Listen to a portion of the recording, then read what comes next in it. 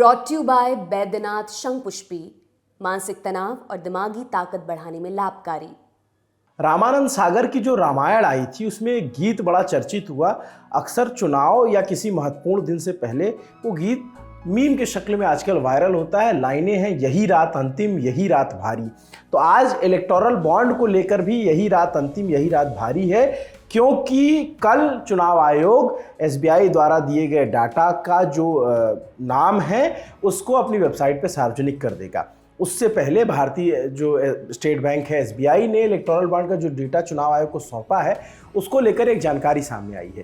एक media report में बताया गया कि एसबीआई ने इस संबंध में जो हलफनामा सुप्रीम कोर्ट में दाखिल किया है उसमें डेटा से जुड़े यूनिक कोड की कोई जानकारी नहीं है। बताया गया इससे ये पता लगाना मुश्किल हो जाएगा कि किस शख्स ने या कॉरपोरेट ने किस पार्टी के लिए चंदा दिया था, इलेक्टोरल बॉन्ड या उसने खरीदे थे।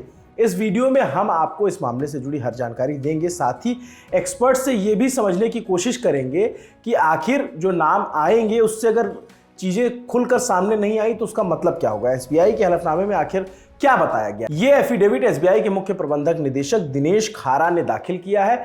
एसबीआई ने बॉन्ड के खरीदारों और बेचने वालों का नाम साझा किए हैं, लेकिन कथित तौर पर यूनिक कोड पर कुछ नहीं कहा है। बताया गया कि इस कोड की मदद से इलेक्टोरल बॉन्ड से जुड़ी अहम जानकारी सामने आने की संभावना थी। सुप्रीम कोर्ट को सौंपे एफिडेविट में बताया गया कि इलेक्टोरल बॉन्ड की खरीद बिक्री या खरीदारों के नाम सहित इससे जुड़ी सारी जानकारी 12 मार्च को चुनाव आयोग को दे दी गई। ये जानकारी एसबीआई ने एक सीलबंद लिफाफे में, एक पेन ड्राइव में और 2 पीडीएफ फाइल के जरिए चुनाव आयोग को सौंपी है। लेकिन अंग्रेजी खबर अखबार जो है इंडियन एक्सप्रेस की रिपोर्ट के मुताबिक जो कहती है उनकी रिपोर्ट कि प्रत्येक चुनावी बॉन्ड पर दर्ज यूनिक कोड के बारे में एफिडेविट में कुछ नहीं कहा गया है। रिपोर्ट के अनुसार यूनिक कोड से ये पता लगाना आसान होता कि किसने किस पार्टी को कितना चंदा दिया। एसबीआई को 12 अप्रैल 2019 से 15 फरवरी 2024 तक के जारी किए गए इन बॉन्ड्स की जानकारी को 2 सेट में जारी करना है। एक सेट में बॉन्ड खरीदने की तारीख, खरीदने वालों के नाम, कितने का बॉन्ड खरीदा गया जैसी जानकारियां होंगी।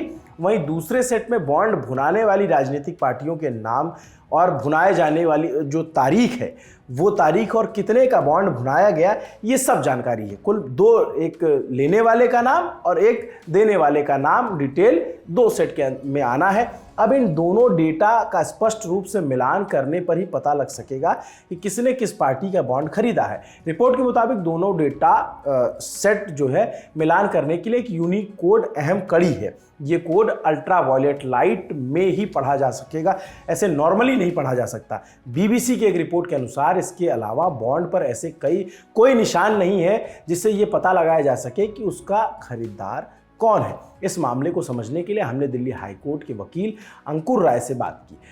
उन्होंने समझाने की कोशिश की क्या इलेक्टोरल बॉन्ड जो कोई अल्फा न्यूमेरिक कोड होता है उसमें क्या इस कोड से ये पता चल सकता है कि बॉन्ड किसने खरीदे हैं। एक बार आप एक्सपर्ट की राय इस पे जान लीजिए। 15 फरवरी 2024 को सुप्रीम कोर्ट ने एक ऐतिहासिक फैसले में इलेक्टोरल बॉन्ड्स स्कीम को अनकॉन्स्टिट्यूशनल डिक्लेयर कर दिया।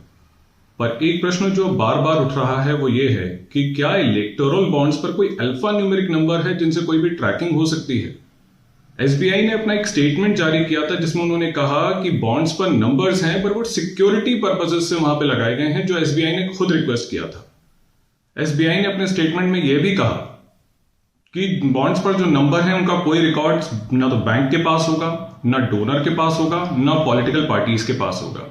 अभी हाल ही में एसबीआई ने अपना एक एफिडेविट सुप्रीम कोर्ट में दायर किया है जिसमें इन इलेक्टोरल बॉन्ड्स पे जो अल्फा न्यूमेरिक नंबर्स हैं उनका कोई जिक्र नहीं है।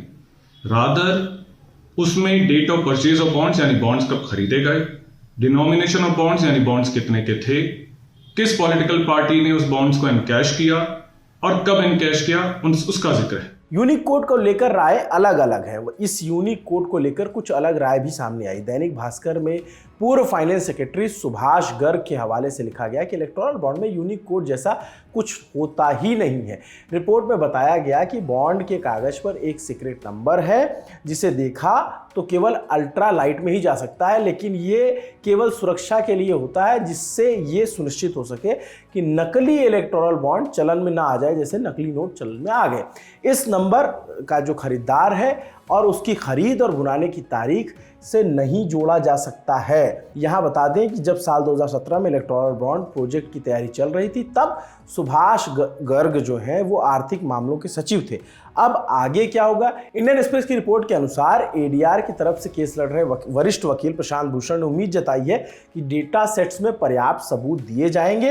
वो उम्मीद कर रहे हैं कि एसबीआई की तरफ से यूनिक कोड की जानकारी भी साझा की जाएगी। अगर ऐसा नहीं हुआ तो प्रशांत भूषण ने फिर से एसबीआई के खिलाफ अवमानना याचिका दायर करने की बात कही थी।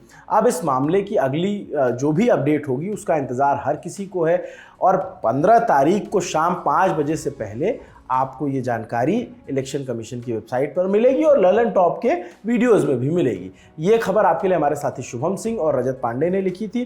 देश दुनिया की जो भी खबरें हैं हम आप तक पहुंचाते रहेंगे, लेकिन नज़र इस खबर पर ज़रूर है क्योंकि कल की तारीख बहुत अहम है। जो चंदा दिया गया गुप्त रूप से, जिसे सुप्रीम कोर्ट ने माना कि ये सूचना के अधिकार का हनन है, उनके नाम सार्वजनिक करने के आदेश दिए। एसबीआई को कड़ी फटकार लगाई। एसबीआई के वकील ने आखिर में चलते चलते पूछा था कि क्या हमें सेट्स के मिलान करके देने हैं, तो सुप्रीम कोर्ट ने कहा था कि आप पहले नाम जमा कराइए, जो होगा मतलब सीजीआई का स्पष्ट आदेश बहुत स्पष्ट है, ऐसा कोर्ट की तरफ से कहा गया था। अब इस पे सारी नज़रें, सबकी नज़रें जुड़ी हुई हैं, पॉलिटिकल पार्टियों की, पॉलिटिक्स में दिलचस्पी लेने वालों की, पत्रकारों की, आम लोगों की। आपको ये पूरी जानकारी, ये खबर कैसी लगी और इलेक्टोरल बॉन्ड पर जो सुप्रीम कोर्ट का फैसला आया उस पर आप लोग क्या सोचते हैं? कमेंट करके ज़रूर बताइएगा। नमस्ते, मेरा नाम अभिनव पांडे है।